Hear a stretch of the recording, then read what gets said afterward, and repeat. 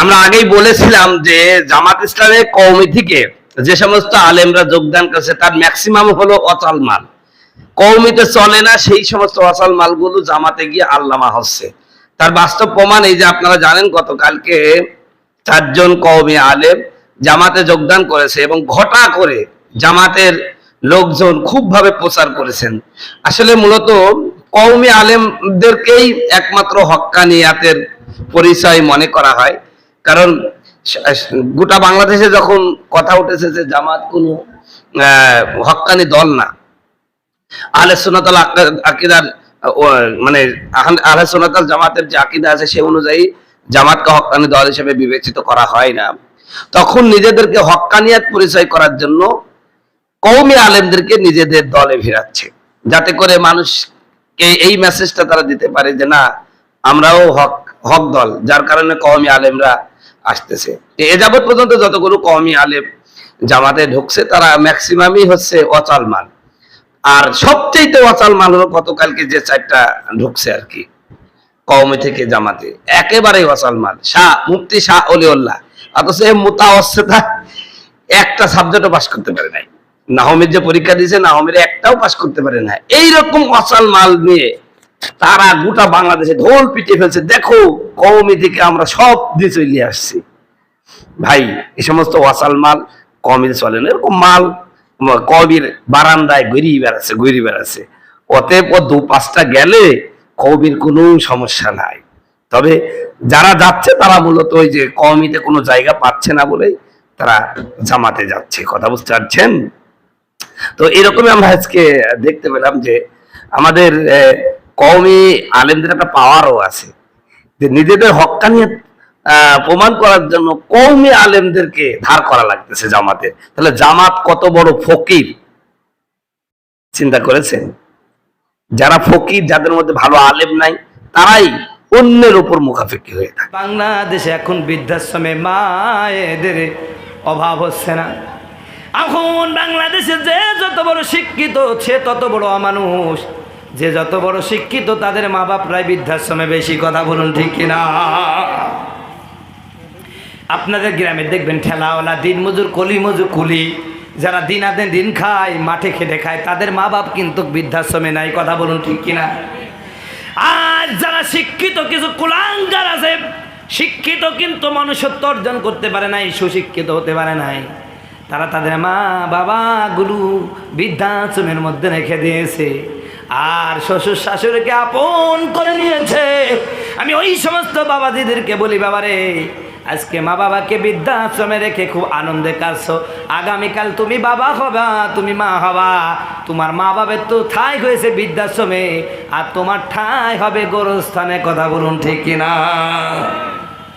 পৃথিবীতে মা বাবার চেয়ে আপন কেউ নাই, আছে নাকি? আজকে মানুষ দোয়া চায় এর ওর কাছে, বিভিন্ন পীরের দরবারে যায়, তবে হক্কানি পীরের দরবারে যাবে।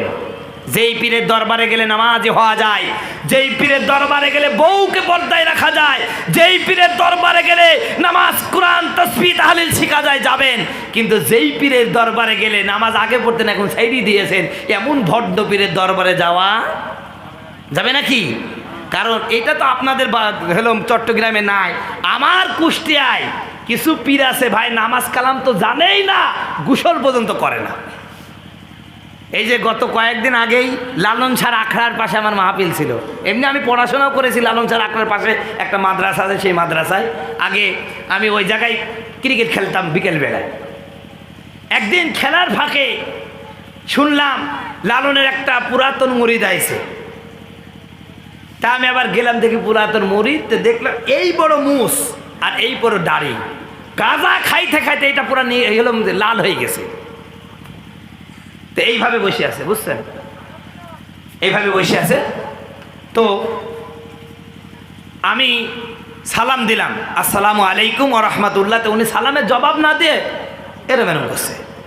তা আমি বলছি কি রে, আমার সালাম দিলাম, সালামের জবাব দিবে, তে সালামের জবাব দিলেন না। আমি বললাম, হযরত আপনি কি নামাজ কালাম পড়েন? এরম করছে। তা আমি বলছি মুরিদ টুরিদ করেন?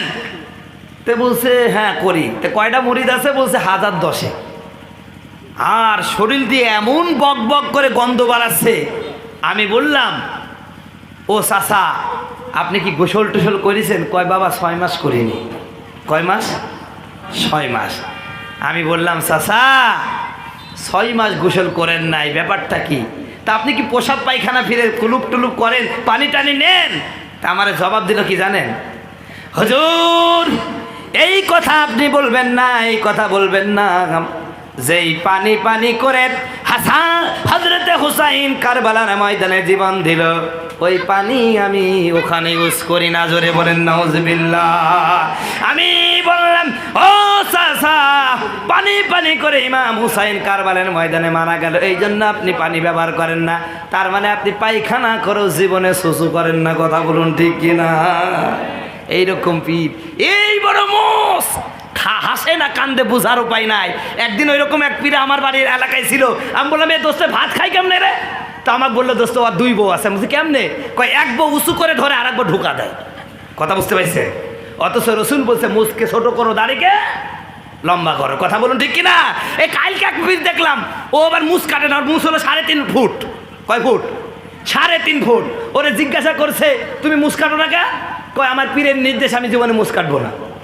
তে মুস হয়ে গেছে 3.5 হাত। তো ওই লোক আবার জিজ্ঞাসা করছে, রসুল তো দাড়ি লম্বা করতে বলছে, মুস ছোট করতে বলছে, আর তোমার মুস হলো 3.5 ফুট, দাড়ি কই? কয় দাড়ি রাখতে নিষেধ করেছে পীর। আচ্ছা যে পীর দাড়ি কাটতে বলে আর মুস রাখতে বলে, ওটা পীর না শয়তান? কথা কই না? ও দেখি শয়তান পর্যন্ত লজ্জা করে আর বলে, আল্লাহ আমারে শয়তান বানায় নাকি? এটাই তো বড় শয়তান। কথা বলুন ঠিক কিনা? তো সম্মানিত বন্ধুগণ, আমার কি শেষ করে দেবো? চলবে? আমার বন্ধুগণ, আমার ভাইয়েরা, যে কথা বলছিলাম মনে আছে? হযরতে মা সীতা কন্যা সন্তানটাকে চোখের পলকে ফেলে দিল। লিল্লাহে তাকবীর, লিল্লাহে তাকবীর। প্রধান মেহমানের আগমন নদুয়াবাসীর পক্ষ থেকে মারহাবা। প্রধান মেহমান চলে আসছে। এখন আমি যদি ওই ঘটনা শেষ করতে যাই তাহলে তো সময় লাগবে। এটা কি সম্ভব বলেন? এখন হুজুর চলে আসছে, আর ওই ঘটনা এখন শেষ করতে গেলে অনেক সময় লাগবে। আর আমি প্রধান মেহমানকে বসায় রেখে এই আজকে 10 বছর ওয়াজ করতেছি। হুজুর মনে নাই মনে হয়, বড় লেখাতে হুজুরের সাথে আমি একটা মাহফিল করেছিলাম, কিন্তু সেই সময় আমি অসুস্থ ছিলাম, শরীরে 103 ডিগ্রি জ্বর, গলা বসে গেছিলো, সেদিন ওয়াজ করতে পারি নাই। হুজুর আমার সময় পর্যন্ত করছিলেন। তো যাই হোক, আমি এখনই এটি টানছি। আমি আপনাকে যে বিষয়টা বুঝেছিলাম, বোঝাইতে চাচ্ছিলাম যে এই পৃথিবীতে পুরুষরা যেমন ইসলামের জন্য কষ্ট করেছে, নারীরাও বলেন, নারীরাও ইসলামের জন্য কষ্ট করেছেন। আর না, ইসলামে আমলের দিক থেকে নারী পুরুষ সমান। নামাজ পড়লে পুরুষ যেমন সওয়াব পাবে, নারীরাও, কথা বলেন, নারীরাও সমান সওয়াব পাবে, কোনো সমস্যা নাই। আল্লাহ আমাদের কবুল করুক, সে বলুন আমিন। আমাদের প্রধান মেহমান, হ্যাঁ আমাদের প্রধান মেহমান চলে আসছে। আশেপাশে যারা বসে আছেন তাড়াতাড়ি মাহফিলে প্যান্ডেলে চলে আসেন। এখন আমি ইতি টানতেছি। সম্মানিত ভাইয়েরা, আপনারা, আমি যদি এই চট্টগ্রামে নতুন, অনেকে আমার সাথে যোগাযোগ করে। আমার নাম মাওলানা নুরুল আমিন কুষ্টিয়া। ইউটিউবে মাওলানা নুরুল আমিন কুষ্টিয়া বলে সার্চ দিলে আমার অনেক, ইউটিউবে আমার অনেক ওয়াজ আছে। আর ইসলামিক ভিডিও ওয়াজ, এটা আমাদের ইউটিউব চ্যানেল। এই চ্যানেলে আমার প্রতিদিন নতুন নতুন ওয়াজ ছাড়া হয়। আপনারা এটা সাবস্ক্রাইব করবেন, এখানে আপনারা পাবেন। আর আমার নাম্বার হুজুরের কাছে আছে, এই আমাদের এই যে আপনাদের এই মসজিদের যে মাদ্রাসার যে দায়িত্ব আছে তার কাছে আছেন, এবং ইউটিউবে প্রতিটা বক্তব্যের শেষে আমার নাম্বার দেওয়া আছে। আপনারা সেখান থেকে সংগ্রহ করে নেবেন ইনশাআল্লাহ। আল্লাহ কবুল করুক, বলুন আমিন।